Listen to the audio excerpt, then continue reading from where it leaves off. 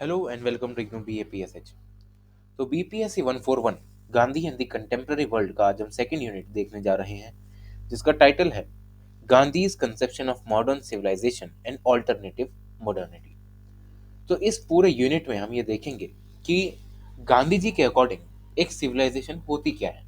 उसके साथ साथ हम गांधी जी के क्रिटिसिज्म को भी देखेंगे, जो कि वो क्रिटिसाइज करते हैं वेस्टर्न सिविलाइजेशन को, और वो कंपेयर भी करते हैं इंडियन सिविलाइजेशन को वेस्टर्न सिविलाइजेशन के साथ। तो शुरुआत करते हैं इसके इंट्रोडक्शन से। तो इंट्रोडक्शन में हमें बताया गया है कि जो महात्मा गांधी हैं वो एक मास लीडर हैं। 1917 में जब गांधी जी ने खेड़ा में अपना पहला सत्याग्रह किया और वो सफल हुआ, उसी के बाद से देश में उनकी इज्जत बढ़ने लग गई। उनके जो विचार थे उन्होंने पीढ़ियों को अफेक्ट किया, उनको प्रभावित किया, और लोगों ने उनके विचारों को अपनाना शुरू किया।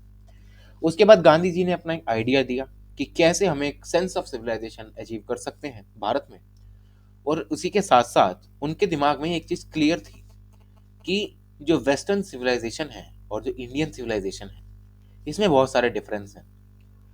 ये दोनों कभी भी सेम नहीं हो सकते, और डिफरेंसेस इस हद तक हैं कि वो वेस्टर्न मोड ऑफ लिविंग और सेंस ऑफ मोरालिटी को बहुत ज़्यादा क्रिटिसाइज भी करते हैं, जहाँ पर उन्हें ये लगता है कि भले ही ये देश भारत से ज़्यादा डेवलप्ड हो in terms of science and technology, लेकिन ये वेस्ट में कभी भी प्रोग्रेस नहीं ला सकते।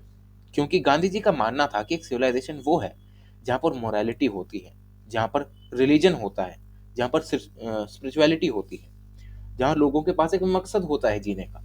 लेकिन वेस्ट वाले क्या करते हैं, सिर्फ अपने आप को साइंस में डेवलप करना चाहते हैं, मटेरियल कंफर्ट्स पे ध्यान देते हैं, बॉडीली प्लेजर्स पर ध्यान देते हैं, और टेक्नोलॉजिकल एडवांसमेंट्स पे ध्यान देते हैं। तो ये शुरुआत होती है इस यूनिट की, जहाँ पर अब हम पढ़ने वाले हैं Gandhi is idea of civilization को। तो गांधी जी अपने आइडियाज ऑफ सिविलाइजेशन को यहाँ पर अपनी एक पुस्तक में बताते हैं, जिसका नाम होता है हिंद स्वराज। अब हिंद स्वराज की नाम जो ये किताब है, ये गुजराती में लिखी जाती है 1909 में, जब गांधी जी लंदन से दक्षिण अफ्रीका आ रहे थे। अब ये जो पूरी प्रकरण होता है, ये दो किस्तों में आता है। 1909 में इसकी पहली किस्त आती है, जो कि गुजराती एडिशन होता है इंडियन ओपिनियन का, और उसके बाद दक्षिण अफ्रीका में ये वीकली पब्लिश भी होने लगती है। और 1910 में आते आते जो गुजराती बुकलेट होती है हिंद स्वराज की, ये ब्रिटिश जो सरकार होती है दक्षिण अफ्रीका में, ये उसको बैन कर देती है, ये कह के कि इसमें सेडिशियस कंटेंट है, मतलब इसमें कुछ ऐसी चीजें लिखी गई हैं जो कि हमारे देश के खिलाफ जा रही हैं और देशद्रोह इससे हो सकता है। तो ये कहकर इनकी किताब बंद कर दी जाती है। तो ये जो पूरा टॉपिक है, ये बहुत ही बड़ा टॉपिक है। अगर इसको हम बुक से पढ़ेंगे तो बहुत ज़्यादा कन्फ्यूजन होगा। तो इसीलिए मैंने इसको कुछ 1 से 2 पेज में लाने की कोशिश की है। तो इसी से हम पढ़ते हैं। तो गांधी जी के अकॉर्डिंग मॉडर्न वेस्टर्न सिविलाइजेशन जो है, वो बहुत ही ज़्यादा नेगेटिव फीचर्स के साथ आती है, जहाँ पर greed, aggression, colonialism, imperialism, war, technology, inequality, exploitation, poverty, bodily comforts, vulgar material, alienation और वैल्यूलेस एजुकेशन की बातें करते हैं। और गांधी जी थॉरली इनको आगे जाके क्रिटिसाइज भी करते हैं। लेकिन इन सभी एस्पेक्ट्स पर अगर हम गांधी जी के विचारों को देखें, तो उससे पहले हमें जानना जरूरी है कि गांधी जी के अकॉर्डिंग एक अच्छी सिविलाइजेशन होती कैसी है। गांधी जी ये कहते हैं कि एक सिविलाइजेशन वो है जहाँ पर एक ऐसा मोड ऑफ कंडक्ट हो, जहाँ पर एक इंसान को अपने कर्म को निभाने का रास्ता दिखाया जा सके, मतलब उसको अपना पाथ दिखाया जा सके ड्यूटी का, कि उसे क्या परफॉर्म करना है, उसे क्या करना है। फिर गांधी जी कहते हैं कि अगर कोई इंसान ये सभी चीजें करता है, मतलब जब अपनी ड्यूटीज को परफॉर्म करता है, मोरालिटी को ऑब्जर्व करता है, तो वो मास्टरी कर लेता है अपने दिमाग पर, अपने पैशन पर, और वो इससे कुछ भी हासिल कर सकता है। ये होता है गांधी कंसेप्शन ऑफ सिविलाइजेशन। अपनी किताब हिंद स्वराज में गांधी जी वेस्टर्न सिविलाइजेशन को इलेबोरेटली यहाँ पर समझाने की कोशिश करते हैं। वो ये कहते हैं कि वेस्टर्न सिविलाइजेशन जो है, वो सिर्फ बॉडीली वेलफेयर पर ध्यान देती है, जहाँ पर सिर्फ शरीर को आराम देने वाली बातें की जाती हैं, मटेरियल कंफर्ट्स दिए जाते हैं, ज़्यादा से ज़्यादा मशीनों का यूज़ किया जाता है, ह्यूमंस का कोई यूज़ नहीं किया जाता। ठीक है। साथ ही साथ स्लेव मेंटेलिटी इनकी वैसे ही है, तो नौकर चाकर रखे होते हैं ताकि खुद को आराम मिल जाए। तो ये जो सारी चीज़ें हैं, गांधी जी इसमें पॉइंट आउट करते हैं। साथ ही साथ वो ये भी कहते हैं कि better build houses, advance weaponry, mechanized farming, wide spread literacy, rapid transformation और हैवी रिलायंस ऑन मशीनरी, इन सभी की वजह से ये जो लोग हैं ये प्रोग्रेस नहीं कर पाते at the ethical and moral level. उसके बाद गांधी जी ये बिलीव करते हैं कि जो सिविलाइजेशन है यहाँ पर मोरालिटी और रिलीजन को नकार दिया जाता है और अल्टीमेटली ये वेस्टर्न सिविलाइजेशन है ये सेल्फ डिस्ट्रक्शन की ओर जाने लगती है। एग्जाम्पल के रूप में अगर हम देखें तो यूनाइटेड स्टेट्स ऑफ अमेरिका की एक स्टेट है जिसका नाम है फिलाडेल्फिया। अब फिलाडेल्फिया नाम के उस एरिया में अगर हम देखें तो वैसे तो यूएस अपने आप को वर्ल्ड लीडर घोषित करता है, उसके पास मशीनरी बहुत बढ़िया है, वेपनरी बहुत बढ़िया है, हम उसे सुपर पावर के रूप में जानते हैं, लेकिन उस एक स्टेट में या पूरे इवन यूएस में भी देखेंगे तो डिप्रेशन में वो दूसरे नंबर पे आता है, ड्रग्स में भी वो सबसे ज़्यादा यहाँ पर यूसेज की जाती है और होमलेस लोग भी यूएस में हमें ज़्यादा दिखाई देते हैं। तो इससे हमें ये पता लगता है गांधी जी हम इसे ये बताना चाह रहे हैं कि जिस सिविलाइजेशन में रिलीजन को यहाँ पर नकारा जाता है, मोरालिटी को नेग्लेक्ट किया जाता है, तो वो सिविलाइजेशन ज़्यादा देर तक नहीं टिक पाती, भले ही वो टेक्नोलॉजिकली और साइंस में कितनी भी ज़्यादा डेवलप्ड हो, अल्टीमेटली वो सेल्फ डिस्ट्रक्ट हो ही जाएगी। On the other hand Gandhi ji Indian civilization को भी हाईली एडमायर करते हैं। वो ये कहते हैं कि इंडियन सिविलाइजेशन में भी कुछ डार्कर एस्पेक्ट्स हैं, जैसे कि यहाँ पर बाल विवाह होते हैं, सती प्रथा चलती है, यहाँ पर अनटचेबिलिटी को प्रैक्टिस किया जाता है, जेंडर के बेस पर डिस्क्रिमिनेशन होता है। लेकिन वो ये एक्नॉलेज करते हैं कि इंडियन सिविलाइजेशन में भले ही ऐसे सोशल इविल्स हों, लेकिन इंडियन सिविलाइजेशन में ऐसी एक टेंडेंसी है जो कि इंसानों को एक मॉरल बीइंग बनाती है, जिनका बेसिस होता है बिलीफ इन गॉड।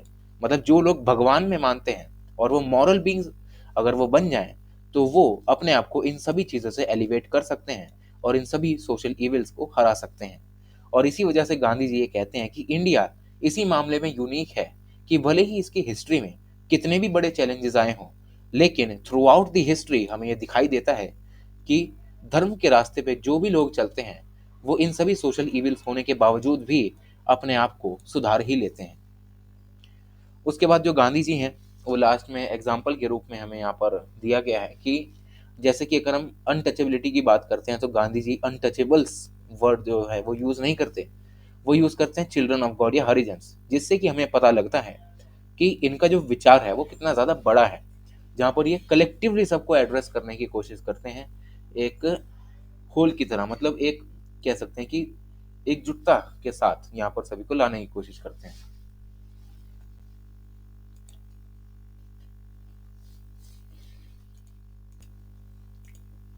तो इस पूरे टॉपिक से हम ये समझ सकते हैं कि जैसे गांधी जी अनटचेबल्स को हरिजन के नाम से पुकारते हैं, तो इससे हमें ये पता लगता है कि जैसे वेस्टर्न सिविलाइजेशन का एक नेगेटिव एस्पेक्ट एलियनेशन भी होता है। अगर कोई इंसान बाहर के देशों में अगर वो डिसेबल्ड है या वो किसी छोटी कास्ट से बिलोंग करता है तो उसे वैसे ही डिस्क्रिमिनेटरी यहाँ पर बिहेवियर उसके साथ दिखाया जाता है। लेकिन इंडिया में ऐसा नहीं होता। इंडिया में गांधी जी बताते हैं कि एलियनेशन जैसी कोई चीज़ यहाँ पर एग्जिस्ट नहीं करनी चाहिए और इसी वजह से वो अनटचेबल्स को हरिजन के नाम से पुकारते हैं।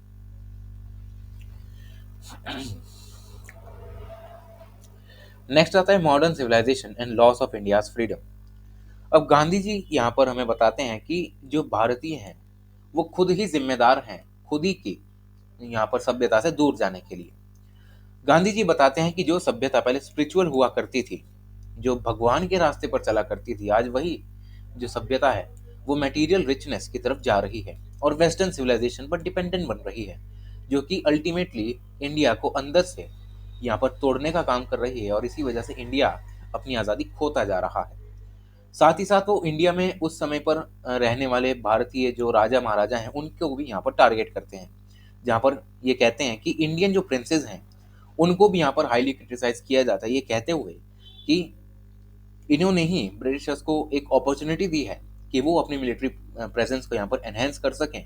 और जैसे ही ब्रिटिशर्स की मिलिट्री प्रेजेंस जो होती है वो एनहेंस हो जाती है तो वो धीरे धीरे एरियाज को अपने कंट्रोल में लेने लगते हैं और भारत वहाँ भी यहाँ पर गुलाम बन जाता है। उसके बाद यहाँ पर हिंदू मुसलमानों के झगड़े की भी बात की जाती है कि जो एक दूसरे पर यहाँ पर खंजर घोंपने की बातें करते हैं। एक सबसे बड़ी जो दिक्कत है वो भारत की यही है कि इसी वजह से जो ब्रिटिशर्स हैं, ये जो ईस्ट इंडिया कंपनी है, उसको एक अपॉर्चुनिटी मिल जाती है कि इंडियंस को इसी तरीके से तोड़ा जाए और भारत पर रूल किया जाए। और इसी से गांधी जी जो हैं वो ये कहते हैं कि हमने इंग्लिश को भारत दिया, जैसे ही हमने ब्रिटिशर्स को भारत दिया, हमने भारत को खो दिया। ये होता है इसका कंक्लूजन। उसके बाद जो गांधी जी हैं वो यहाँ पर एक स्ट्रॉन्ग ओपिनियन भी देते हैं कि अगर इंडियंस को एक ट्रू सिविलाइजेशन बनना है तो उन्हें अपनी पहले की जो सभ्यता थी उसकी ग्रेटनेस को रियलाइज करना चाहिए। उन्हें अपनी एंशियंट रूट्स को पहचानना चाहिए कि वो किस तरीके के सिविलाइजेशन से आगे आते हैं, जो कि यहाँ पर इतनी बढ़िया होती है, जहाँ पर सभी को इक्वली ट्रीट किया जाता है, सभी को यहाँ पर सभी धर्मों को टॉलरेट करने की बातें की जाती हैं। तो ये सारी चीज़ें यहाँ पर गांधी जी हमें बताने की कोशिश करते हैं। नेक्स्ट हमारे पास आता है critique of industrialization and mechanization. अब गांधी जी को ये बिलीव था कि जो इंडस्ट्रियलाइजेशन का प्रोसेस चालू हुआ उसी से यहाँ पर सबसे ज़्यादा जो सोसाइटी है वो डिवाइड हो गई। जहाँ पर सोसाइटी डिवाइड हो गई हैव्स और हैव नॉट्स में, और इसी वजह से जो सोसाइटी है उसमें इकोनॉमिक इनइक्वालिटी आने लग गई। क्योंकि जैसे ही इंडस्ट्रियलाइजेशन का दौर आया तो लोगों ने इंडस्ट्रीज को सेटअप करना चालू कर दिया। अब जिन्होंने इंडस्ट्रीज को सेटअप करना चालू कर दिया वो प्रॉफिट बनाने लगे। अब प्रॉफिट की वजह से उन लोगों के पास वेल्थ ज़्यादा आने लग गई। अब समाज जो है वो अनइक्वल बन गया। एक तबका वो था जिसके पास ज़्यादा पैसा था, और एक तबका वो था जो कि कम पैसे वाला था, जो कि एक्सप्लॉइटेड तबका था। इसकी वजह से इकोनॉमिक इनइक्वालिटी आई और सोसाइटी में ग्रीड जैसी भावनाएं अब आनी शुरू हो गई। वर्किंग क्लास का जो एंस्लेवमेंट था वो भी सबसे ज़्यादा होने लग गया, जहाँ पर अमीर लोग गरीब लोगों को अपने गुलाम बनाकर रखा करते थे और उनको वेजेस भी उतनी ही दिया करते थे कि एक दिन का काम चले तो दूसरे दिन के बाद पैसा खत्म हो और दोबारा से ये मेरे पास काम करने आए। देन उसके बाद गांधी जी बताते हैं कि जो मशीन का डोमिनेशन है उसका सबसे बड़ा कॉज रहा है भारत को तोड़ने का, भारत को डिस्कम्फर्ट करने का। जहाँ पर उनके अकॉर्डिंग मशीन को देखा जाए तो मशीन की वजह से भारत में गरीबी भी बढ़ी है, और इसी को खत्म करने के लिए गांधी जी यहाँ पर कॉन्सेप्ट ऑफ खादी लेके आते हैं। जहाँ पर गांधी जी कहते हैं कि ब्रिटिशर्स द्वारा मशीनी कपड़े जो हैं वो हमें नहीं पहनने चाहिए और हमें अपने हाथों से जो लकड़ी का चरखा है वो चलाकर अपने कपड़े बनाने चाहिए, ताकि इससे हम एक वेपन तो यूज कर ही सकते हैं अगेंस्ट द इंडस्ट्रियलाइजेशन, साथ ही साथ हम स्वदेशी या स्वराज भी बन सकते हैं, ताकि हम खुद अपना कपड़ा बनाए, खुद ही उसको पहने और वेस्टर्न सिविलाइजेशन को एज अ अगर हम देखें तो वेपन भी हम इसे यूज कर सकते हैं ताकि हमें आज़ादी दे दे। उसके बाद गांधी जी स्वदेशी मूवमेंट यहाँ पर चालू करते हैं, जहाँ पर हैंडस्पन खादर जो होती है उसको यहाँ पर सबसे ज़्यादा प्रमोट किया जाता है। तो यहाँ हमें दिखाई देता है कि गांधी जी स्वदेशी मूवमेंट यहाँ पर चलाते हैं, जहाँ पर हैंडस्पन खादर को सबसे ज़्यादा प्रमोट किया जाता है। और इंडिया में कहा जाता है कि हर चीज़ यहाँ पर खादी से बननी चाहिए और स्वदेशी को हमें अपनाना चाहिए। इस सेंस में अगर हम देखें तो खादी को as a tool Gandhi ji use करते हैं ताकि अपनी सिविलाइजेशन को वो ग्लोरीफाई कर सकें और भारत को ये बता सकें कि कैसी सभ्यता पहले के ज़माने में भारत में हुआ करती थी, जब जो अंग्रेज थे वो भारत में नहीं आए थे।